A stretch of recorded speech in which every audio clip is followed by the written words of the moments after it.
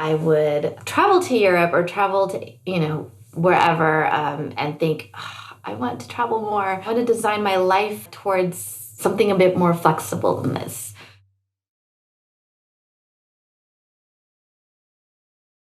My name is Tanya, and I come from the US.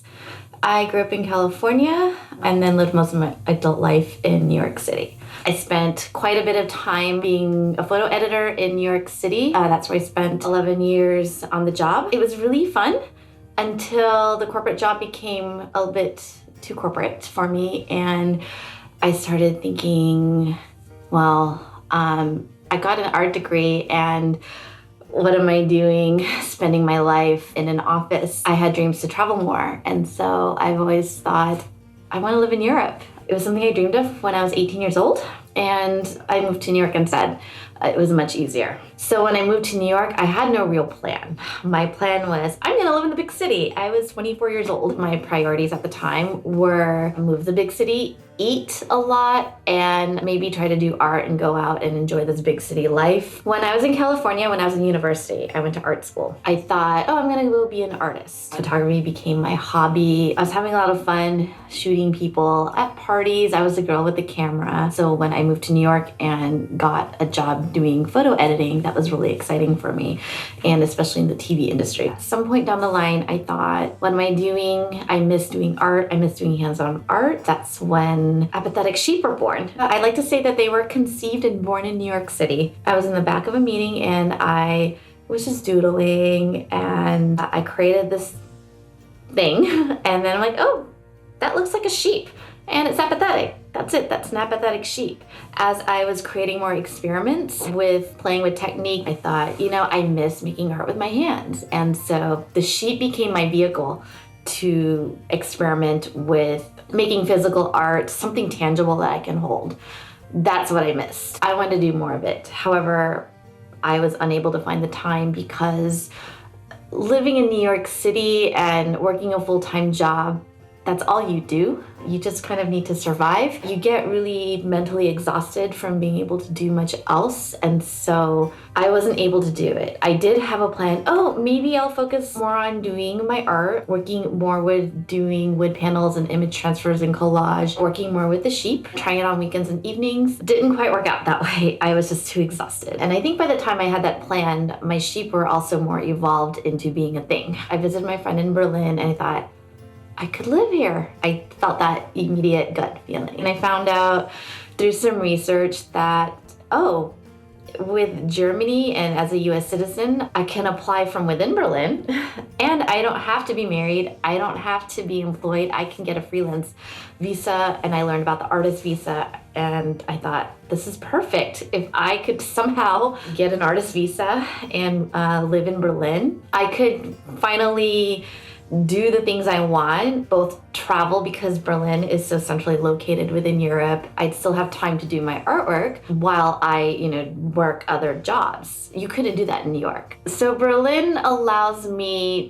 to be a freelancer and also be an artist and also travel. But right now, while I'm still growing my art career and I still need to pay my bills, I'm freelancing. I'm still freelance photo editing. I'm an English teacher here. But I like that here I can do that and still be able to be an artist and still be able to do a little bit of travel because of the access that you have to traveling.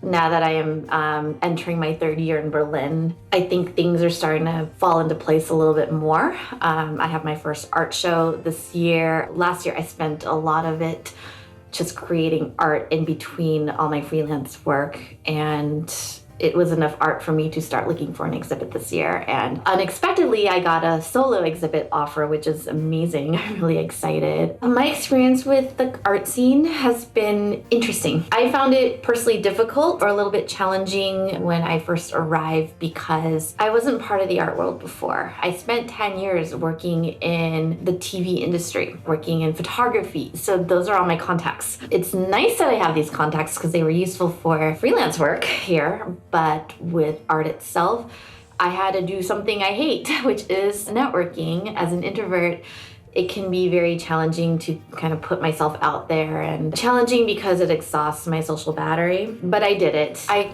did this a bit more heavily in my second year in Berlin, so that was last year, because my first year the focus was pure survival, getting my visa, settling in, all the logistics, which takes a very long time in Germany.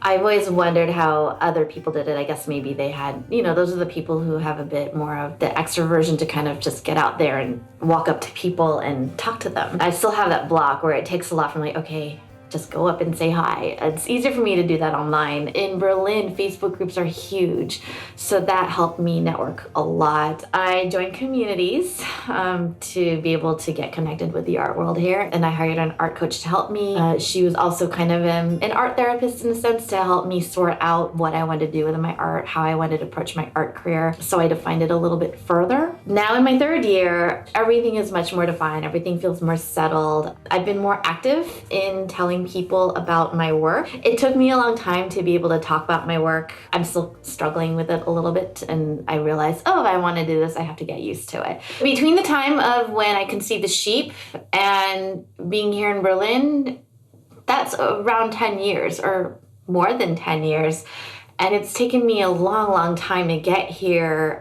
Longer than most people, because I was really lost for a while, and I didn't have a lot of focus, partially because I was also just trying to survive.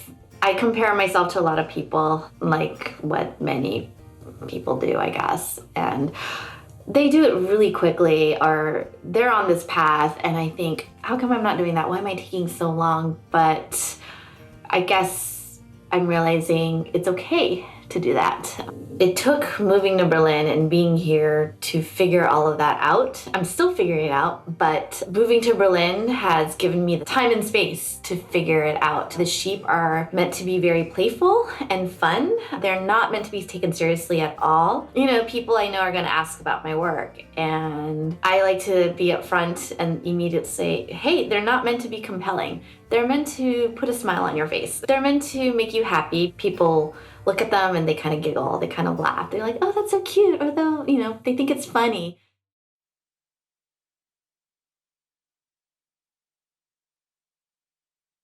Not much had changed for me personally because I'm a freelancer. And all it did was it switched to working from home, which I already do a lot of. I was teaching English, and it basically moved from being on site to doing it from home. So not much had changed. I was still pretty busy with preparing for my freelance work.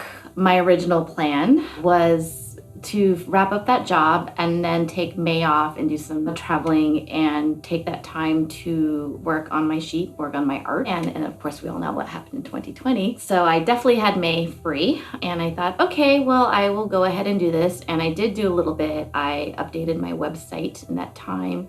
I had some ideas to open up a shop, but then that got a little bit derailed when I looked into it a little bit more, and there were some complications with what I'm allowed to do with my visa, so that's on hold for now. But otherwise, not much has actually happened with making art. With May, and I'm an American citizen, many things happened in the US that distracted me from being able to have the frame of mind to do any art. With the video surfacing with George Floyd, and then all the stuff with the protests, just keeping up with the news of the pandemic, both here and in the US. So my frame of mind was not for making art. I live by myself, and I'm a freelancer. Often it was great. It was really great in the beginning. However, it's not the best always. It does have its challenges. The most challenging aspects were when everything was closed, even though we weren't on a real lockdown, all the restaurants, everything was closed. You were encouraged to stay at home as much as possible. So that's what I did. I followed that guidance. I'm an introvert. I like having alone time. I like having my own space. That's why I chose to live alone. The challenging part is when you don't choose the situation and you're forced to be alone all the time. I had some moments where my mood dipped and I struggled a bit. It's not always easy. I do also recognize I'm one of the lucky ones. I'm healthy, I'm young, I don't have kids that I have to worry about. It's not always easy. When I started to feel actually isolated was when it got tough. So there was never a great day, but I had okay days and bad days. So better days and less better days. I had my exhibition that was planned for April. That, of course, was postponed. As of today, with filming, it is coming up in October. So that's back on track. But in all that time period, I had some unfinished art pieces that I did not get around to finishing. Now that I have a deadline and the motivation is back. But in that time period, I just don't have the frame of mind, I guess like everyone else, being stressed out about finding work. Also, there's just less of a market for people buying art, unless it was more politically motivated art. And my art is meant to be fun and lighthearted. I'm not going to change. It's something for escape. I want people to look at it and smile. And so I still think that serves a purpose, especially in 2020.